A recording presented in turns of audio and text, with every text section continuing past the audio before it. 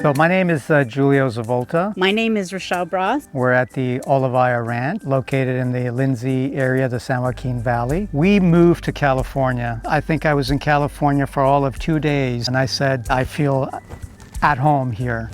The San Joaquin Valley is actually, it's not this sleepy Dust Bowl area with nothing going on. There is a lot going on.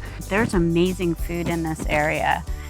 Locally, we have Orange Works, which is this awesome sandwich shop that they make their own orange ice cream, which if you've never had it, you absolutely have to go there.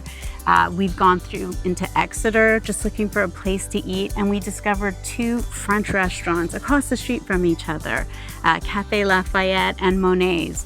It's in the middle of the week, we're in our dirty farm clothes, and we're sitting on a patio with jazz musicians playing, eating the most incredible French food you can imagine. Dust Bowl Brewery, Brewery of the Year in California, in Turlock, phenomenal brewery.